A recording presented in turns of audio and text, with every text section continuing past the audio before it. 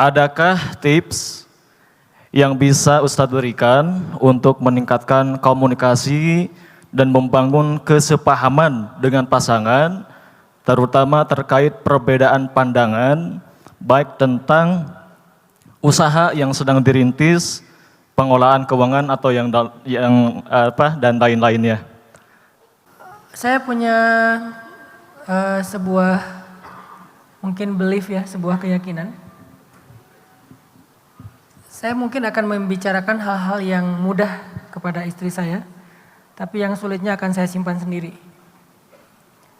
Dan ketika yang mudah ini mungkin terjadi perbedaan, kalau saya ngerasa nggak zolim, saya ngerasa ini bisa, saya akan tetap menjalaninya, walaupun saya akan diam. Itu prinsip saya sebagai laki-laki. Misalnya dalam membangun usaha, karena saya dulu awal datang ke Bandung itu kan memang bikin usaha waktu masih tinggal di pembuangan sampah yang di Tegalega itu, di pojok itu kan saya pernah tinggal di situ, Ciatel, di pojok Tegalega. Itu kan ada tempat pembuangan sampah kan, disitulah rumah pertama saya. Sampai saya punya showroom mobil, jual beli mobil bekas, punya 60 cabang pulsa di seluruh Bandung dan seterusnya waktu itu. Awal-awalnya pasti akan ada perbedaan pendapat. Istri misalnya berpendapatnya gini-gini, saya berpendapat seperti ini. Tetap harus ada musyawarah. Musyawarah itu nggak boleh diabaikan dalam kehidupan kita dengan siapapun. Tapi setelah kata musyawarah ada katanya azam, keputusan.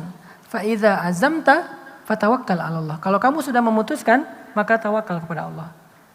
Nah, keputusan itu pun diambil atas pertimbangan-pertimbangan musyawarah tadi kan. Dan kita harus berbesar hati kalau dalam musyawarah kadang pendapat kita diambil, kadang pendapat kita tidak diambil. Itu hal yang wajar. Dan sebagai suami pun gak usah merasa bersalah kalau kita gak mengambil pendapat istri terkadang. Tapi di waktu yang lain kita mengambil pendapat istri dan gak mengambil pendapat kita aja, gak masalah juga itu. Semua ini hal yang biasa. Sangat objektif. Kayaknya menurut aku dia benar sih, ya udah. Kayaknya menurut aku yang ini nih yang benar, ya udah. Nanti ketika diambil keputusan ternyata ada masalah di tengah jalan, jangan pernah balik lagi ke awal, tuh kan, jangan gitu. Itu dilarang dalam Islam, itu namanya ghalidhal qalbi.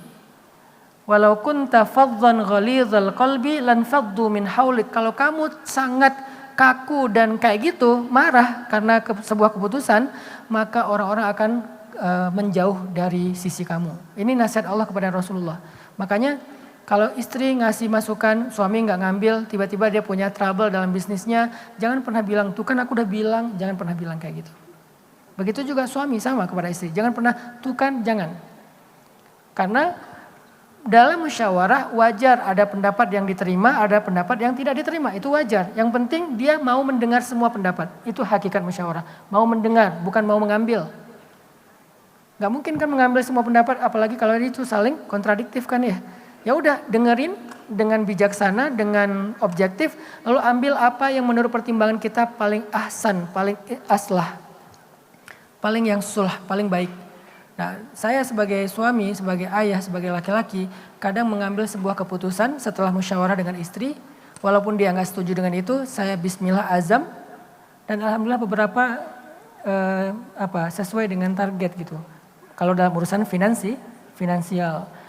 Kalau dalam urusan yang lain ya lihat-lihatlah dalam kondisinya apa. Tapi kalau sudah kan laki-laki itu pemimpin. Pemimpin itu harus punya kemampuan untuk memutuskan. Jangan ragu terus. Segimanapun kita santun, kita soft spoken tadi, orangnya sangat menjaga perasaan. Tapi kita kan laki-laki, harus punya kemampuan untuk memutuskan kan. Nah ketika kita udah memutuskan, dengan tetap sayang sama istri kita, tetap menghargai istri kita, tapi kita putuskan sesuatu, bismillah aja udah, bismillah. Apapun hasilnya, kita siap bertanggung jawab kok. Nah itu cara memutuskan sesuatu dalam rumah tangga, jangan sampai kita ngerasa aduh gak enak nih, atau aku kayaknya jadi suami gak menghargai istri, gak selalu artinya ke sana, gak usah terlalu substantif lah ya, gak usah terlalu dibawa ke core-nya. Ini bukan tentang cinta, ini gak mempengaruhi sayangnya suami ke istri, ini hanya tentang masalah mana yang dinilai aslah yang paling ahsan. Kita tuh jangan overreaction, masalah sepele dibawanya kemana-mana. Hanya gara-gara disuruh ke warung sama ibu kita langsung kita ngerasa kayaknya aku bukan anak kandung deh. Hanya gara-gara disuruh makan keluar dari kamar langsung update status broken home. Ini namanya overreaction. Ya udah, kadang pendapat kita diterima, kadang nggak diterima, it's okay. Itu berlaku dalam organisasi kecil yang bernama keluarga, berlaku dalam organisasi lebih besar lagi yang namanya masyarakat, di sekolah, di kampus, di kantor, biasa yang kayak gitu. Tapi seorang pemimpin punya hak memutuskan dengan kebijaksanaan, dengan objektivitas, bukan dengan egois dan subjektivitasnya. Dia putuskan. Maka sebagai ar-rijalu qawwamuna 'alan nisa, putuskan. Tapi tanggung jawab dengan keputusan itu. Itu mungkin kalau dari sisi versi cowoknya ya. Kewajiban suami adalah mendengar pendapat istri, dengarkan. Tapi nanti dalam memutuskan hak suami untuk menjalaninya atau menjalani versi yang lain. Tapi mendengarkan wajib. Mas, aku pengen speak up, boleh nggak? Oh iya, kamu ngomong apa? Itu yang bisnis yang kamu lagi rintis gini-gini. Iya ya. Tapi gini-gini, terus jadi rame kan? Ya udah, diamin aja, jalanin. Karena kalau kalian hanya tektokan, nggak akan selesai-selesai. Fa'idha azamta fatawakkal 'ala Allah. Kalau kamu sudah berazam memutuskan ini yang paling baik, ya udah tawakal sama Allah. Allahu a'lam.